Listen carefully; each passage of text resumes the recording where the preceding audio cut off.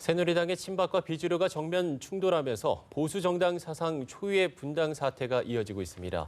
이에 오늘 오전 김무성 전 대표가 기자회견을 갖고 탈당 가능성까지 시사했는데요. 네, 이렇게 한 지붕 두 가족 체제로 흘러가고 있는 새누리당의 내분 사태와 관련해 전문가 두 분과 이야기 나눠보겠습니다. 오늘 장성우 건국대 국가정보학과 교수, 박수현 전 더불어민주당 의원 두 분 나오셨습니다. 안녕하세요. 네, 두 분 어서 안녕하세요. 네, 안녕하세요. 안녕하십니까. 오늘 오전 김무성 새누리당 전 대표가 기자회견을 했습니다. 신당 창당을 고민하고 있고 또 신보수와 중도 세력이 손을 잡는 방안을 언급을 했는데 오늘 김무성 대표의 기자회견 어떤 영향을 미칠까요? 새누리당이 배출한 대통령이 탄핵을 소출을 당하고 이런 상황에서 정신이 없는 것 같습니다. 네. 주류나 비주류나 친박이나 비박이나 각각의 지금 백가쟁명식의 어떤 해법보다는 상대방을 공격하는 이런 쪽으로 봤을 때는 참 국민들한테 보기는 낯뜨겁다. 오히려 이것이 정치공학적으로 보면 노이즈 마케팅일 수도 있겠지만 예. 지금의 이런 상황은 그거보다 훨씬 도가 지나친 것이 아닌가 저는 그렇게 보고요. 진정성과 섞어되지 않은 것이 훨씬 더 중요하다고 봅니다. 김무성 대표 오늘 기자회견 제가 들어봤는데 예. 직전에 당 대표였고 4.13 총선까지 당을 이끌어가는 선장이었지 않습니까? 그리고 과거에 원조 친박이라고 해서 대통령과 같이 오랫동안 정치 생활을 했던 분인데 물론 탄핵을 하는 것은 의원의 자율이지만 지금에 와서 친박과 비박이 아직까지도 싸움 모습을 보이는 것은 정말 정치 중진으로서 저는 예. 참 어떻게 보면 해법보다는 이렇게 상대방을 공격하는 데 지금 초점을 두고 있지 않습니까? 네네. 그러나 이것이 이제 어떤 국면이 되면 또다시 봉합할 가능성이 있고 이것이 저는 분당으로 이어질 가능성은 저는 없다고 봅니다. 그럼 박 의원님은 오늘 어떻게 보셨습니까? 예, 조금 김무성 전 대표가 하시는 말씀을 보면 좀 예상은 됐습니다만 안타까운 부분이 있습니다. 사실은 우리가 탄핵이 됐지만 무거운 역사의 한 장면 아니겠습니까? 그런데 우리 국민 중에 박근혜 대통령님을 지지했던 국민이 더 많으신 것은 역설적으로 이야기하면 이 탄핵 사태로 이야기해서 상처를 받은 국민이 더 많다는 것을 의미하거든요. 이 상처받은 마음, 이 자존심에 금이 간 이 마음들을 어떻게 우리가 잘 통합해내느냐는 앞으로 새로운 대한민국을 건설하는 데 굉장히 중요한 동력이 될 것인데 예. 지금 그 책임을 가지고 있는 새누리당 내부에서 저렇게 당권 싸움을 하는 모습을 볼 때 그 상처받은 새누리당을 지지했던 그 국민들의 마음은 더 상처가 깊어질 것이다. 통합이 동력은 없어진다. 이렇게 보고 있고요. 김무성 대표는 어찌 됐든 간에 새누리당의 대표를 지내신 분입니다. 그리고 박근혜 대통령님의 선거대책본부장을 지내신 최측근이 틀림없습니다. 상황이 변했다고 해서 저렇게 하시는 것은 옳지 않은 이야기고요. 그다음에 지금 하신 말씀의 내용을 보면 가짜 보수를 말씀하셨는데 그럼 그동안에 김무성 대표가 해오신 보수는 어떤 보수였습니까? 그런 질문이 당연히 나올 수밖에 없죠. 예. 그리고 이 상황에서도 야권을 상대로 해서 무책임한 좌파가 집권하는 것을 좌시할 수 없다. 이런 분열적 발언을 하실 때가 아닙니다. 그렇기 때문에 지금은 상처난 국민의 마음을 여당이든 야당이든 비박이든 친박이든 그렇게 진정한 사죄를 통해서 국민의 마음을 어루만져 드리고 거기서 통합력을 만들어 가지고 그렇게 갈 때지 지금은 당내 이런 당권을 가지고 저렇게 싸울 때가 아니고 아마 새누리당 문제는 16일 원내대표의 선출이 아마 1차 내전이 아마 기점이 될 것이고 21일 이정현 대표가 사퇴하게 되면 비상대책위원장 선임이 아마 2차 내전이 분기점이 될 것인데 여기에서 친박과 비박은 밀리면 서로가 나갈 수밖에 없는 그런 아주 중대한 시점이다라고 보고 저런 일들을 하고 있는 것 같은데 바라보시는 국민은 마음이 좀 기가 막히실 것 같습니다. 네, 일단 새누리당의 내분이 안타깝다. 두 분의 공통된 의견이었던 것 같습니다. 네.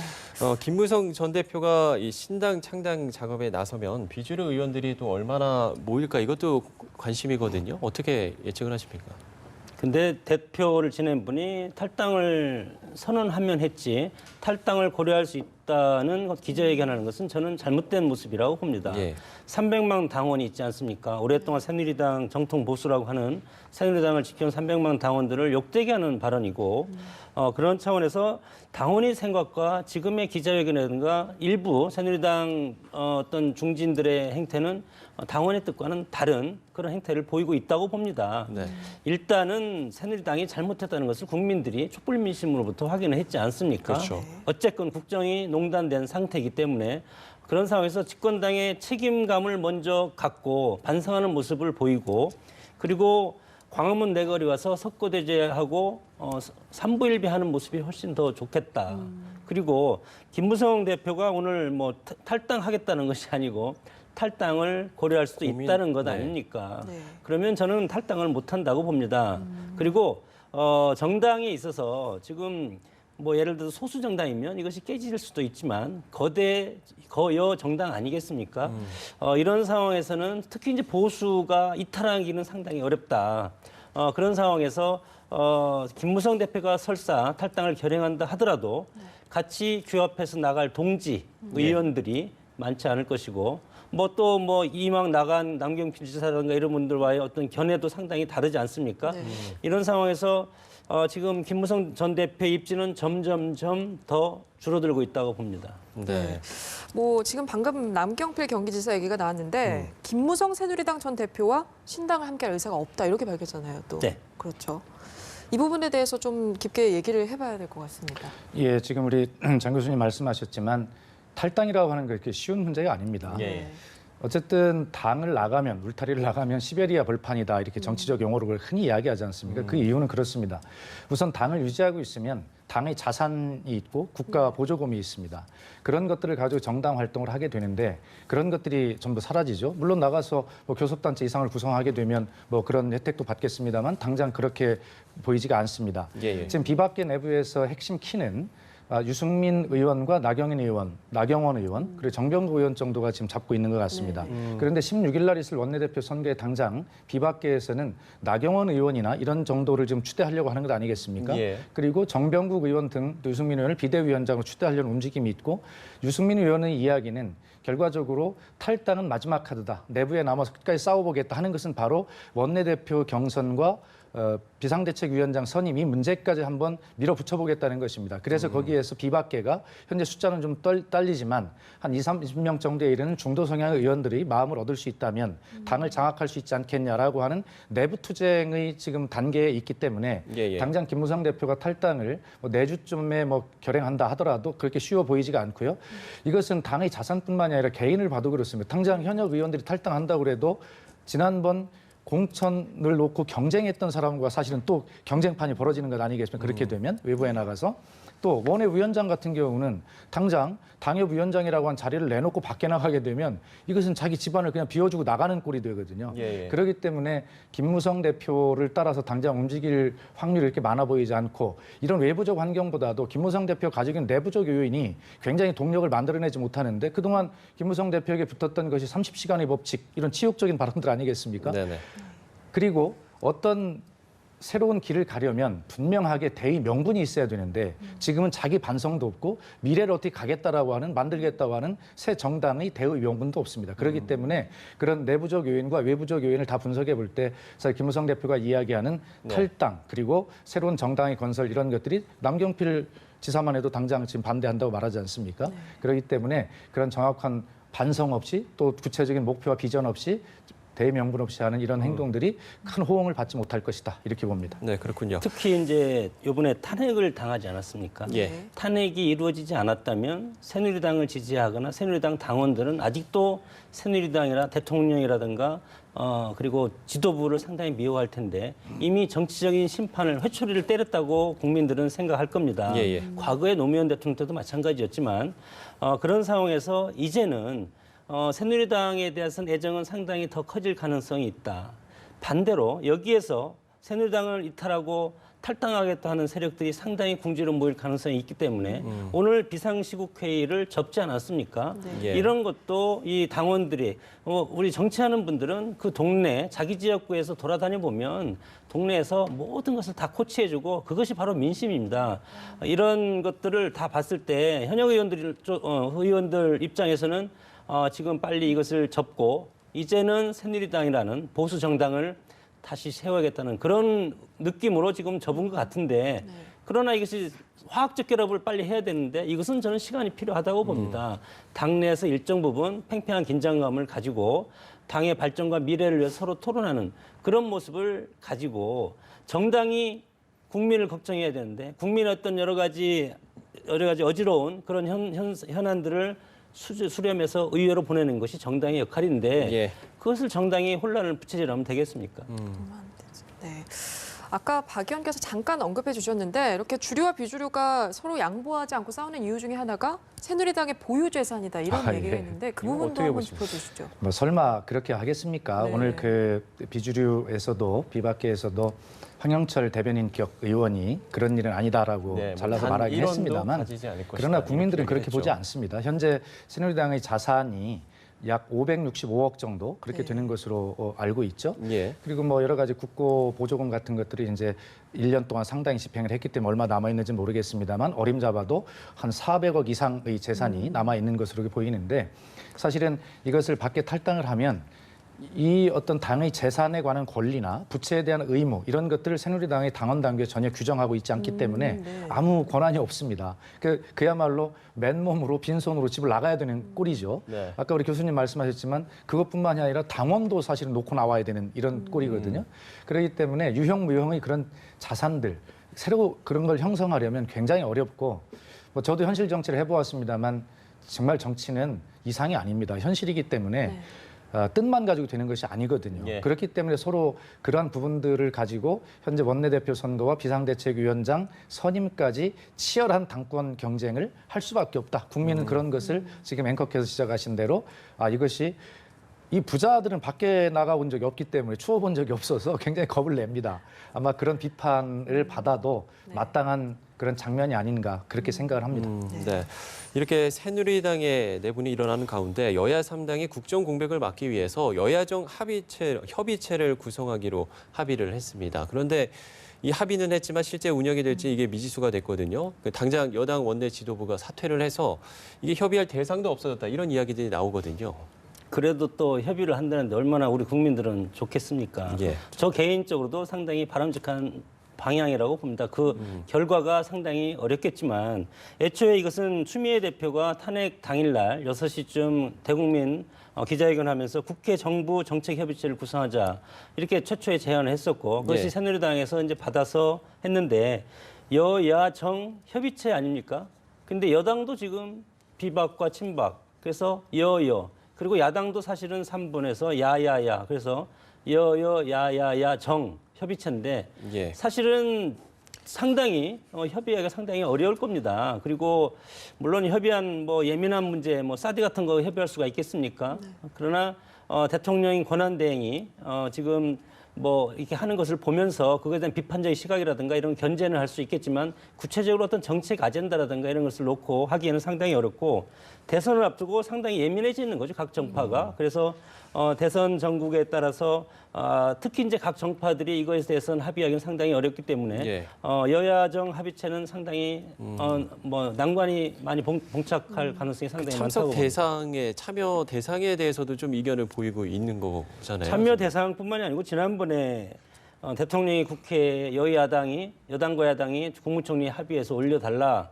그런데 사실은 그것을 거부한 것은 합의하기가 어렵습니다. 사람 한 명도 합의하기 어려운데 국정 전반에 걸쳐서 합의하는 것도 어렵고 특히 야당 같은 경우는 여야정 합의체의 주도적 역할을 하면 정책 실패에 대한 일적 책임을 야당이 가져가야 된다는 그런 어떤 부담감도 있을 겁니다. 예. 현실적으로.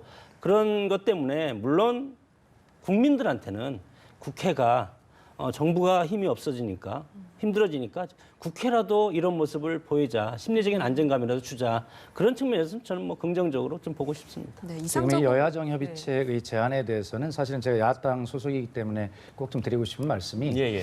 야당은 그동안에 이제 탄핵까지는 광장의 목소리를 따라오면서 사실은 탄핵 이후에도 즉각 퇴진이나 대통령 하야 이런 것들을 광장의 목소리가 요구하고 있는데 그것을 어떻게 반영을 할 것인가 굉장히 고심이 깊었습니다. 네. 네. 그러나 어쨌든 광장의 목소리는 목소리대로 크게 내면서 사실은 대통령이 즉각 퇴진을 압박하고 헌재에 조속한 인용 결정을 탄핵 결정을 요구하는 그런 동력으로 작용해야 되는 것은 맞지만 과연 이 탄핵 이후에 이 국정 공백을 최소화해야 하는 정치권의 어떤 책임을 어떻게 대한 세력으로서 뭐 수권 정당으로서 이것을 해야 될 것인가 굉장히 고민이 깊었고요.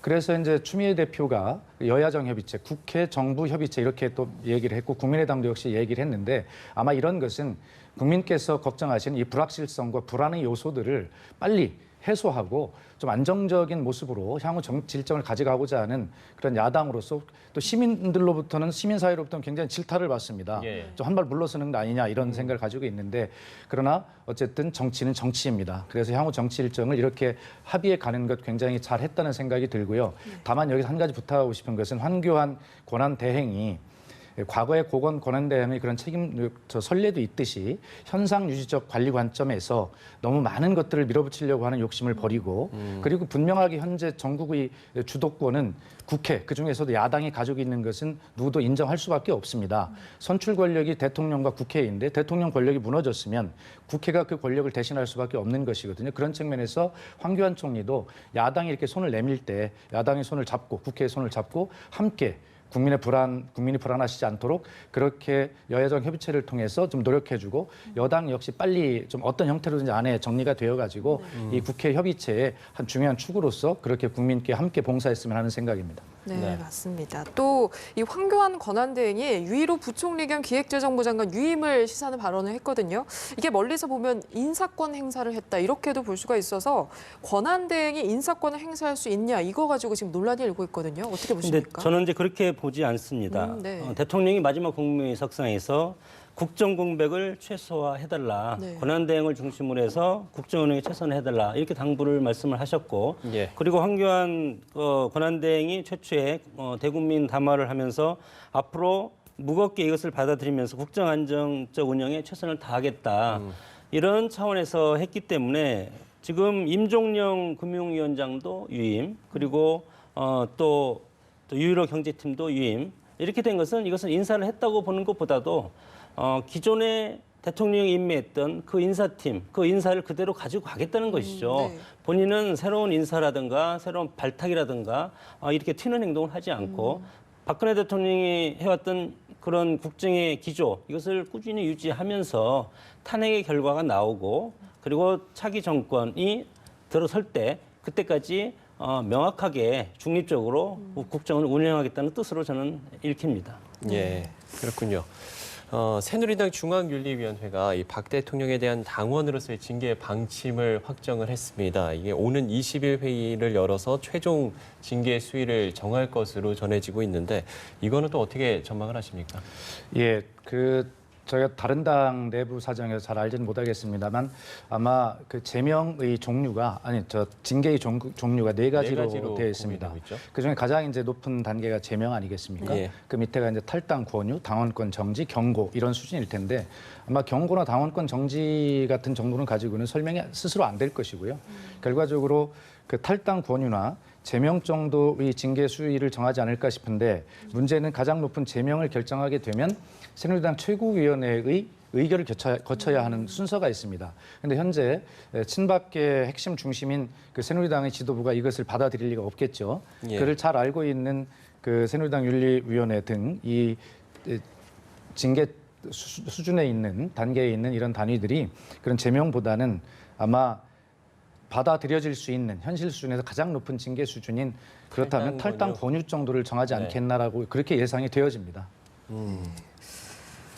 교수님은 어떻게 보십니까? 글쎄요, 대통령께서 이거에 대해서 탄핵 소추는 당했지만 예. 그래도 억울한 측면이 있고 무죄를 확신한다 이런 취지로 해서 징계위에 아마 서류를 제출한 것 같기 때문에 예. 모르겠습니다. 여기서 징계를 해도 지도부가 사실은 지금 친박계가 전원 지도부에 지금 포석하고 있지 않습니까? 이런 상황에서 징계를 최소화, 경고를 하든지 아니면 징계를 연기하든지 그런 가능성은 저는 상당히 많다고 봅니다. 네. 이제 헌재가 계속해서 재판관 회의를 열고 박 대통령 탄핵 심판 심리에 착수를 했습니다. 네. 이제 답변서가 16일까지 박근혜 대통령의 답변서가 도착을 하게 되면 절차가 좀 본격적으로 진행이 될 텐데 헌재 결정 전망을 좀 해볼 수 있을까요? 헌재는 우리가 87년 민주화운동 이후에 헌법적 질서가 만들어진 국민에 의해서 만들어진 헌법의 수호기관 아닙니까? 예. 어쨌건 그런 상황에서 객관적인 사실을 양심에 따라서 진실을 밝힐 의무가 있다고 봅니다. 물론 국민의 어떤 촛불 민심, 감성적인 측면도 지금까지는 상당히 많았지만 국회는 국민의 표를 먹고 살고 그리고 어차피 이것은 검찰이 아니지 않습니까, 지금? 그래서 특검도 지금 진행되고 있고 검찰 조사는 1차적으로 이제 끝나고 있는데 예. 이것이 사법부에 가서 마지막에 이제 이것의 사실 여부를 판단을 하고 헌재도 마찬가지로 노무현 대통령 때 63일이 걸렸습니다. 그러나 지금은 이 중대한 헌법 위반이라든가 주요 법률 위반 사항이 13가지입니다. 네. 이 13가지에 대해서 똑같은 입장에서 대통령과 소추위원, 국회 입장에서 똑같은 입장에서 헌재는 치밀하게 이렇게 서로 방어권을 행사하면서 이렇게 예. 조사를 할 권리나 의무가 있기 때문에 저는 이것이 상당히 오래 갈 가능성이 많다. 이렇게 봤을 때 애초에 180인데 180일보다 저는 더 걸릴 가능성도 있다고 봅니다. 네.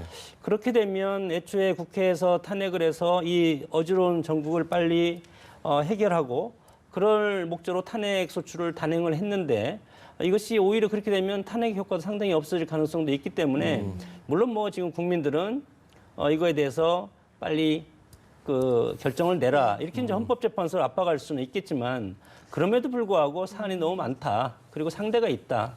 그렇기 때문에 그렇게 뭐 1월에 결정한다든가 3월에 결정한다든가 그런 것은 저는 시기적으로 상당히 어려운 가능성이 많다고 봅니다. 네, 뭐 장 교수님도 180일 이상 걸릴 수도 있다. 뭐 이렇게 좀 오래 걸릴 거다. 이렇게 전망을 해주셨는데 헌재에서도 탄핵 소추 사유 선별 없이 모두 심리하겠다. 이렇게 밝혔습니다. 그렇게 되면은 정말 말씀해주신 것처럼 좀 더 오래 걸릴 수가 있지 않을까 이런 생각. 네, 그런 걱정들이 없는 것은 아니죠. 지금까지 헌재가 선별 심리가 없이 전부 심리를 하겠다라고 밝히기 전까지는 사실은 이런 이론이 있었습니다. 대통령을 파면시키고자 하면 그 예. 많은 13가지의 탄핵 소추 사유 중에 한 가지만 우리가 그 밝혀내도 파면이 가능한 것이기 때문에 소위 이야기하는 선택 심리, 네, 선별적 선별 심리를 심리 하겠- 그렇게 해서 시간이 오래 걸리지 않을 것이다. 또 국민적 요구가 있기 때문에 이런 예측이 있었지만 헌재가 입장을 분명히 밝혔기 때문에 전체를 다 들여다보겠다는 것 아니겠습니까? 그건 당연합니다. 사실 심리를 해야 되니까요. 그러나 이 문제가 어쨌든 검찰이 99% 이상 입증 가능한 것 이것을 공소장에 실었다고 하고 예. 국회의 탄핵 소추안도 그것을 기초로 하고 있기 때문에 사실은 가지수만 많지 그 사실 심리 과정에서 그렇게 막 여러 가지 논쟁을 거칠 것은 많지 않다라고 이렇게 보는 시각도 또 있습니다. 또 사실은 노무현 대통령 탄핵 사건 때 이 모든 그 헌법재판관들이 소수 의견들을 반드시 기록하도록 그렇게 바뀌어 있지 않습니까? 그렇기 때문에 이런 것들이 재판관 본인의 어떤 책임을 다하기 위해서 오래 들여다봐야 되는 그러한 시일이 걸리는 부분도 있을 수도 있겠지만 사실 이런 엄중한 시기에 엄중한 문제를 가지고 국민적 요구가 있을 때 심판관들이 자기 책임을 가지고 더 빨리 결정할 수도 있다. 헌재는 이런 헌법과 법률 위반 사실만 따지는 것이 아니라 국민 여론이라고 하는 정치적 부분도 당연히 고려하는 그런 기관입니다. 그렇기 때문에 제 생각은 아마 그럴 염려는 있지만 헌재가 그렇게 오래 가지는 않을 것이다. 그래서 제 생각은 박한철 소장이 퇴임하는 1월 이전에 9명의 헌법재판관이 전체 다 있을 때 결론을 내고 싶은 것이 사실은 최고 사법적 그 기구로서의 권위를 지키는 길이라고 생각해서 1월 말 안에 할 가능성도 있고 예. 자, 그것이 불가능하다면 이정미 재판관이 퇴임하는 3월 중순입니다. 그러면 적어도 박한철 소장 1명이 빠져나가고 2명이 빠져나가고 7명 정도가 판결을 내린 이것은 정말 권위가 없거든요. 그래서 그 이정미 재판관이 나가기 전인 3월 중순 이전에 어떻게든 결론이 낼 가능성이 있다. 그것이 제일 많다고 저는 그렇게 예견합니다. 네. 그렇습니다. 두 분 말씀은 여기까지 듣겠습니다. 함께해 주셔서 고맙습니다. 네, 두 분 고맙습니다. 네.